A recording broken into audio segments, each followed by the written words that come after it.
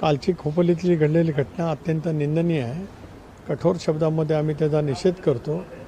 तपास यंत्रणेने शीघ्र गतीने सर्व काय यंत्रणा असतील किंवा त्यांचे काही विघ्न असतील ते लाभाव्यात, आरोपींनाही पकडावा आणि त्याच्याबद्दलची कठोर कारवाई त्या ठिकाणी केली जावी. इतर बाबतीमध्ये जे बोललं जातं आहे ते तथ्यहीन आहे असं माझं स्वतःचं मत आहे.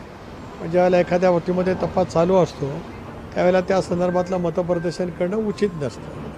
जी घटना घडली ते जे काय परस्परांच्या बद्दलचं त्यांचं असेल, त्यांचं केव्हापासूनचं काय वादविवाद होते, 2-3 दिवस अलीकडे काय काय चाललेलं होतं, त्या संदर्भातली सुद्धा माहिती पोलीस विभागाकडे नक्कीच त्या ठिकाणी असेल. मला विश्वास आहे की सुधाकर घारे जे माझे राष्ट्रवादी काँग्रेस पक्षाचे अध्यक्ष आहेत त्यांचा या प्रकरणाशी दुरान्वय संबंध नसेल.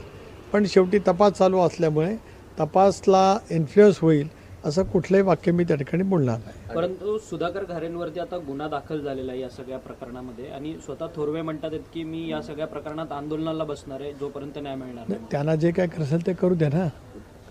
कारण शेवटी थोरवेंची पूर्व इतिहास काय आहे तर त्यांच्या अर्ज भरण्याच्या प्रक्रियेच्या याच्यामध्ये आपण पाहू शकतात. त्याच्यामुळे आणि सुधा घारेंचं पण बघू शकता नेमकं कोणाचा पूर्व इतिहास काय आहे. तो स्वाभाविकपणाने शेवटी एखादी गोष्ट राजकीय पद्धतीने केली जात असेल तर ठीक आहे. आज मी काय बोलू इच्छित नाही कारण शेवटी तपास त्या गोष्टीचा सुरू आहे. तपास यंत्रणेने पूर्णपणाचा सगळा तपास करावा. 4-8 दिवस अगोदर काय कोणाचे काय फोन ते असेल, अगोदरपासूनचं काय असेल, काय कॉन्स्पिरसी काढण्यासाठी कोणी काय केलं असेल, घटना घडल्या नसेल कोणाच्या नंतर कोणाचे काय फोन कॉल झाले असतील, जरूर तपास यंत्रणेने या साऱ्या गोष्टीचा अत्यंत व्यापक पद्धतीने तपास सखोल करावा आणि लवकर जनतेच्या समोर सत्य आणावं. दबावपोटीचा पराभव हा जिवारी लागल्यातूनच ही त्या करण्यात आल्याचा आरोप गोगावलेंनी काल केलेला आहे आणि या संदर्भात वरिष्ठ नेत्यांकडनं देखील पोलिसांवरती दबाव येतोय.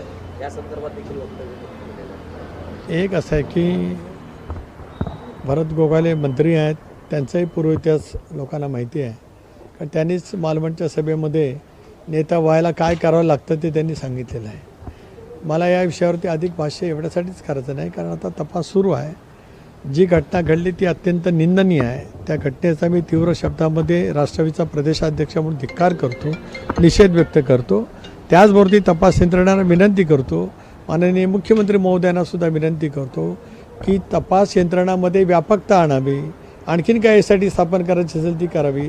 शीघ्रगतीने तपास करावा म्हणजे मग काय असेल ते खरं समोर येईल. दबावपोटी हा गुन्हा दाखल झालाय का? कारण की काल SP मॅडमची भेट घ्यायला तिथंचे खासदार असतील किंवा भरत गोगावले स्थानिक आमदार सर्वच जण जमलेले